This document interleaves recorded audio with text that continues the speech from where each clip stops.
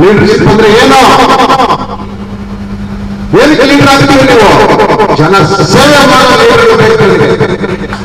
Leadership ಅಂದ್ರೆ ಯಾರು ಜನ ಕೆಲಸ ಮಾಡ್ತಾರೋ ಅವ್ರು ಆಯ್ಕೆ ಮಾಡಬೇಕು. ಸ್ವಂತಕ್ಕೆ ಸೆಲ್ಫಿಗೆ ಆಗೋಗ ಮಾಡಬೇಡಿ.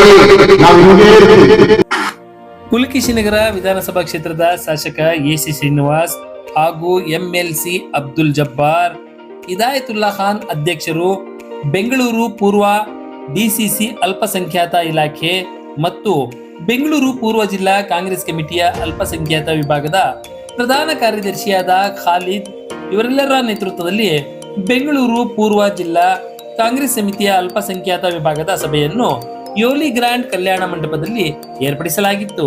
ಈ ಸಂದರ್ಭದಲ್ಲಿ ಬೆಂಗಳೂರು ಪೂರ್ವ ಜಿಲ್ಲಾ ಕಾಂಗ್ರೆಸ್ ಕಮಿಟಿಯ ಅಲ್ಪಸಂಖ್ಯಾತ ವಿಭಾಗದ ಪ್ರಧಾನ ಕಾರ್ಯದರ್ಶಿಯಾದ ಖಾಲಿದ್ ಮತ್ತು ಮೊಹಮ್ಮದ್ ರವರು ಎಲ್ಲ ಕಾಂಗ್ರೆಸ್ ಮುಖಂಡರಿಗೂ ಹಾಗೂ ಪುಲಕೇಶಿನಗರ ವಿಧಾನಸಭಾ ಕ್ಷೇತ್ರದ ಶಾಸಕ ಎಸಿ ಶ್ರೀನಿವಾಸ್ ರವರಿಗೆ ಸಭೆಗೆ ಬರೆ ಮಾಡಿಕೊಂಡರು.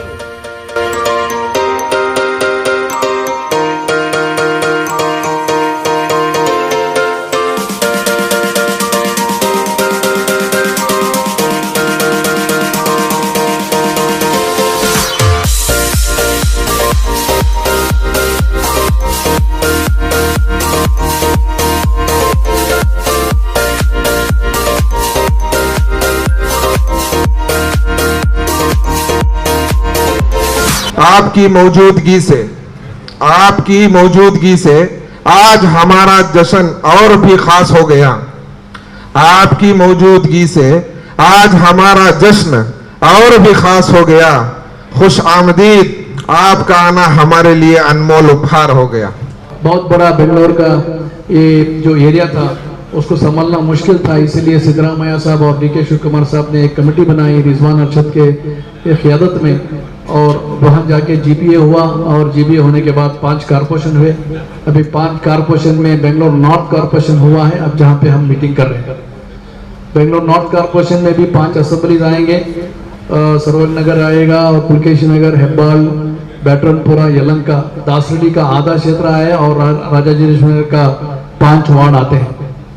तो इस हिसाब से आज यहाँ पर माइनॉरिटी लोग यहाँ पर बहुत से आए हुए हैं। मैं आपको बताना चाहता हूँ कि 190 पर 8 वार्डों में सिर्फ 15 मुसलमान जीते थे, जिसमें एसडीपी भी थी, जेडीएस भी थी, इंडिपेंडेंट भी रहा, कांग्रेस के सदस्य भी रहे। अभी मौका अच्छा है, 5 कारपोरेशन हो गए हैं, 360 पर 9 वार्ड हो गए हैं। हमारे बेंगलोर नॉर्थ में भी 70 पर 2 वार्ड हुए हैं। खासकर नॉर्थ एरिया कारपोरेशन ऐसा है जहाँ पे हमारी तादाद ज़्यादा है। जैसे कि आप सरवग नगर लें तो 16 वार्ड हो गए, पुलकेश नगर लेंगे तो 11 वार्ड हो गए, हेब्बाल में भी 11 वार्ड हो गए। इस तरह अभी नॉर्थ कॉरपोरेशन में जीतने का मौका अच्छा है कांग्रेस के लिए, हालांकि पूरे कॉरपोरेशन में कांग्रेस को जीतने का मौका अच्छा है। ಎಷ್ಟು ಜನ ಕಾರ್ಪೊರೇಟರ್ಗಳಾಗಿದ್ದೀರಿ, ಎಷ್ಟು ಜನ MLAಗಳಾಗಿದ್ದೀರಿ? ಯಾಕ್ರಿ ಸ್ವಾಮಿ ಇವೆಲ್ಲ ಯಾರು ನೋಡಿಲ್ಲ ನೀವು? ಸರ್ಕಾರ ಕೋಟಿ ಹಣ ಕೊಡ್ತಾ ಇದೆ, 4,500 ಕೊಟ್ಟಿದ್ರೆ ಹೇಳಿದ್ರು ಅಧ್ಯಕ್ಷರೀಗ. ಅದನ್ನ ಸರಿಯಾಗಿ ಸದುಪಯೋಗ ಆಗ್ಬೇಕಲ್ಲ. 2008ರಲ್ಲಿ ಡಿಲಿಮಿಟೇಷನ್ ಆಯ್ತು, ಈಗ ಕೆಲಸ ಮಾಡ್ತಾ ಇದ್ದೀನಿ. ನಾನು ಓಪನ್ ಆಗಿ ಹೇಳ್ತಾ ಇದ್ದೀನಿ, ರೆಕಾರ್ಡ್ ಆಗ್ತಾ ಇದೆ, ತೊಂದರೆ ಇಲ್ಲ. ನಮ್ ಜನ ಹೇಳ್ತಾರೆ, ಸರ್ 2008ರಿಂದ ಈಗಲೇ ನಾವು ಕೆಲಸ ಮಾಡ್ತಾ ಇರೋದು ನೋಡ್ತೀನಿ ಅಂತಾರೆ. ಹೇಳಪ್ಪ, ನಮ್ಮ ಲೀಡರ್ಗಳಿದ್ದು ಕೆಲಸನೇ ಆಗಿಲ್ಲ ಅಂತ, ಈಗ ಕೆಲಸ ಆಗ್ತಾ ಇದೆ ಅಂತ ಹೇಳ್ತಾರೆ. ನಾನು ಈಗಾಗಲೇ 1000 ಕೋಟಿ ತಂದಿದ್ದೀನಿ. ಎಷ್ಟು? 1000 crore development works in Pulakeshi Nagar. ಈಗ ಇನ್ನ 25% ಆಗಿರೋದು, ಇನ್ನೂ ಆಗ್ತದೆ. ಪೂಜೆಗಳು ನಡೀತಾ ಇದೆ. 250 ಕೋಟಿ ವೈಟ್ ಟಾಪಿಂಗ್, 30 ಕೋಟಿ ವಾಟರ್, ನಾನು ಸುಮಾರು ಒಂದು 350 ಕೋಟಿ ರಸ್ತೆ, ಒಂದು 500 ಮನೆಗಳು, ಒಂಟಿ ಮನೆಗಳು, 500 ಇನ್ನ 500 ಕೊಡ್ತಾರೆ. ಸ್ಯಾನಿಟರಿ ಸುಮಾರು ಒಂದು 250 ಕೋಟಿ. ಪ್ರತಿಯೊಂದು ರೋಡು ಸ್ಯಾನಿಟರಿ ನಡೀತಾ ಇದೆಯಾ ಇಲ್ಲ ಹೇಳಿ, ಕೈ ಎತ್ತಿ. ನಡೆಯಲ್ಲ ಅಂದ್ರೆ ಹೇಳಿ ನನಗೆ. ಪ್ರತಿಯೊಂದು ಗಲ್ಲಿಲಿ ಸ್ಯಾನಿಟರಿ ಕೆಲಸ ಮಾಡಿಸ್ತಾ ಇದ್ದೀನಿ. ನನಗೆ ಜಬ್ಬಾರನ ನೇತೃತ್ವದಲ್ಲಿ ಒಂದು ಮೀಟಿಂಗ್ ಮಾಡ್ತಾ ಇದ್ರು. ಎಲ್ಲ ಕೇಳಿದ್ರು ಎಷ್ಟು ಕೊಡ್ತೀರಾ ಅಂತ ಟಿಕೆಟ್. 11 ಇದೆ, ನಾನು 6 ಮೇಲೆ ಕೊಡ್ತೀನಿ ಅಂದೆ ಮೈನಾರಿಟಿಗೆ. ನನ್ನ ಉದ್ದೇಶ ಇನ್ನೂ ಜಾಸ್ತಿ ಕೊಡಬೇಕು ಅಂತ. ಯಾಕಂದ್ರೆ ನೀವೇ ನಮಗೆ ಹೆಚ್ಚಿನ ಜನಸಂಖ್ಯೆ. ಬೇರೆ ಕಡೆ ಕೊಡಕ್ಕಾಗುತ್ತಾ? ಯಲಹಂಕದಲ್ಲಿ ಕೊಡಕ್ಕಾಗುತ್ತಾ? ಕೊಡಕ್ಕಾಗೋದು ಇಲ್ಲೇ. ಅಲ್ವಾ? ಎಲ್ಲಿ ಕೊಡಬೇಕು ಅಲ್ಲೇ ಕೊಡಬೇಕು. ಅದರಿಂದ ನಾನು ಡಿಸೈಡ್ ಮಾಡಿದ್ದೀನಿ 11ರಲ್ಲಿ 6 ಮೇಲೆ 6, 7 ಇನ್ನೂ ಬೇರೆನೆ ಕೊಡ್ತೀನಿ, ಕಡಿಮೆ ಅಂತ ಕೊಡೋದು. ಬಟ್ ಕಂಡೀಷನ್ ನನ್ನ ಹೇಳಿದ್ನಲ್ಲ, ಸುಮ್ಮನೆ ಎಲ್ಲ ಟಿಕೆಟ್ ಕೊಡೋದಿಲ್ಲ. ಈ ಕಮಿಟ್ಮೆಂಟ್ ಯಾರ ಹತ್ರ ಇದೆಯೋ ಅವ್ರಿಗೆ ಟಿಕೆಟ್. ಕಮಿಟ್ಮೆಂಟ್, ಜನಸೇವೆ, ಜನಪರ. ನಾನು ಹಂಗೆ ಇದ್ರೆ ನನ್ನ ಮಾತು ಕೇಳಿ, ನಾನು ಹಂಗಿಲ್ಲ ಅಂದ್ರೆ ನನ್ನ ಮಾತು ಕೇಳ್ಬೇಡಿ. ಇದನ್ನ ಇಲ್ಲ ಹೇಳಿ. 2.5 ವರ್ಷ ನಂತರನೇ ನೀವು ಇದ್ರೇನೆ ನಾನು ಇಲ್ಲಿ ಉಳ್ಕೊಳಕ್ ಆಗೋದು. ನೀವು ಇಲ್ಲಾಂದ್ರೆ ನಾನು ಇಲ್ಲಿ ಉಳ್ಕೊಳೋದಿಲ್ಲ, ನಾನು ರೈಟ್ ಆಗ್ಬಿಡ್ತೀನಿ ಆಮೇಲೆ, ಅಲ್ವಾ? ತಂದೆ ಅಂತೆ ಮಕ್ಕಳು ಅಂದ್ರೆ ಲೀಡರ್ ಅಂತೆ निम लीडरशिप। यहाँ पर जितने कॉरपोरेटर्स बनेंगे ग्रेटर बेंगलुरु अथॉरिटी के अंडर में 5 ग्रेटर बेंगलुरु अथॉरिटी हो रहे हैं, जिसमें तकरीबन कॉरपोरेटर्स पूरे बेंगलुरु शहर को 369 बहुत बड़ा नंबर है। और यहाँ पर जो बहुत ही कम तादाद में हमारी बहनें बैठी हुई हैं, मैं इन लोगों को बोलना चाहता हूँ, अगर तैयारी कर सकते हैं तो कर लीजिए, इसलिए कि 50% सीट्स कॉरपोरेशन में औरतों को दिया जाएगा। थान्याश्री बजन इसके लिए कितनी बड़ी बात बोल रहा हूँ मैं। 50% आप लोगों को, और सिर्फ यही नहीं, असेंबली में भी 50% हो जाएगा आने वाले दिनों में। नहीं, हमें अगर कोशिश कर रहे हैं, अगर बोले तो मौका मिलता है। तुम्हें घर में सो रहे तो इग्नोर होता क्या भी इसमें हो रहा है इसके। पिछली मतलब भी कुछ लोग आगे बढ़कर आए। नहीं कितने पिछली बार कितने कैसे आना, कैसे कौन आदमी कोशिश ना करे, उन्होंने सब कारपोरेटर हुए, बाकी जरे में हारी। अब भी टाइम है, हमें शुरू से वो चल रहा। माइनॉरिटी डिपार्टमेंट वाले हर एक हफ्ते का 25 मीटिंगा करी है हमें, हर तरफ की भी, ये सब तरफ भी। बेंगलुरु की ऑफिस में 6-7 मीटिंगा हुई रिगार्डिंग खाली कारपोरेशन के कैसा करना, क्या करना, लीडरशिप क्यों डेवलप होना कर हर एक तरीके से बोल रही। कर ले को अगर बना लिए तो अच्छा मुकाम होता, लेकिन लीडरशिप डेवलप होती।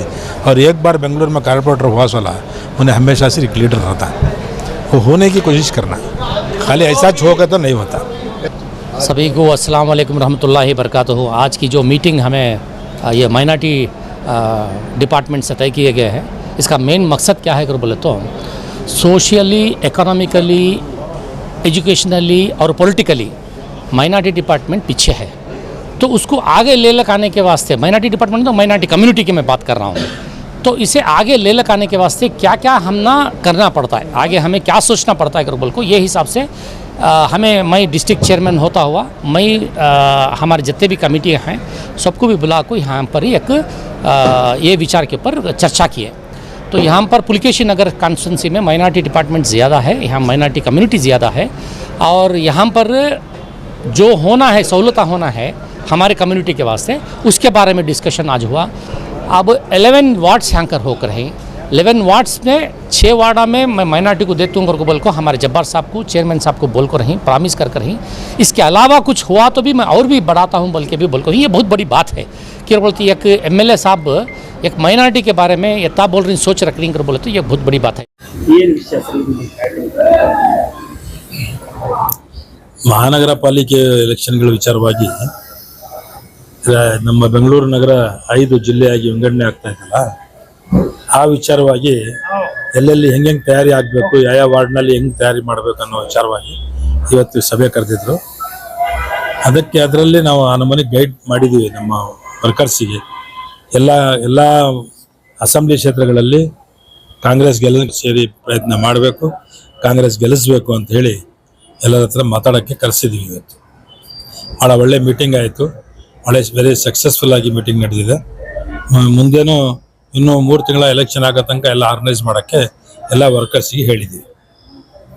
ಸರ್, ತುಂಬಾ ಜನ ಆಸ್ಪಿರೆಂಟ್ ಇರ್ತಾರೆ, ಇದರಲ್ಲಿ ನೀವು ಯಾವ ರೀತಿ ನೋಡ್ತೀರಾ ಸರ್? ಆಸ್ಪಿರೆಂಟ್ಸ್ ಭಾಳ ಜನ ಇದ್ದಾರೆ, ಯಾರ್ಯಾರು ಆ ಏರಿಯಾದಲ್ಲಿ ಆ ಒಂದು MLAs ಕೈಯಾಗಿ ಕೆಲಸ ಯಾರು ಮಾಡ್ತಾ ಇರ್ತಾರೋ, ಅವ್ರು ಯಾರು ಜನದ ಸೇವೆ ಮಾಡ್ತಾ ಇರ್ತಾರೆ ಅವ್ರನ್ನ ಗುರುತಿಸಿ ಮಾಡ್ತೀವಿ, ಸುಮ್ನೆ ನಮ್ಮ ಹಿಂದೆ ಅಡ್ಡಾಡೋರಿಗೆ ಮಾಡೋಂಗಿಲ್ಲ। ಮತ್ತೆ ಹೊಸ ಪ್ರತಿಭೆಗಳು ತುಂಬಾ ಜನ ಇದ್ದಾರೆ ಸರ್, ಅವರ ಒಂದು ಕೆಲಸ ಕಾರ್ಯಗಳು ಸಹ ತುಂಬಾ ಒಳ್ಳೆಯ ಏರಿಯಾನ ಭಾಳ ಜಾಸ್ತಿನೇ ಆಗ್ಬಿಟ್ಟಿದೆ ಅಲ್ಲ ಈಗ, ಹಿಂದೆ ಕಂಜೆಸ್ಟೆಡ್ ಏರಿಯಾ ಇತ್ತು, ಈಗ ಏರಿಯಾ ಜಾಸ್ತಿ ಆಗಿದೆ, ಆ ಏರಿಯಾದಲ್ಲಿ ಹೊಸ ಲೀಡರ್ಶಿಪ್ ಡೆವಲಪ್ ಆಗ್ತಾ ಇದೆ. ಈಗ ನಮ್ಮ MLAಗಳು ಜಾಸ್ತಿ ಇರೋದ್ರಿಂದ ಬೆಂಗಳೂರಿನಲ್ಲಿ ನಮ್ಮ MLAಗಳು ಅದಕ್ಕೆ ಗುರುತಿಸ್ತಿದ್ದಾರೆ ಯಾರು ಲೀಡರ್ಶಿಪ್.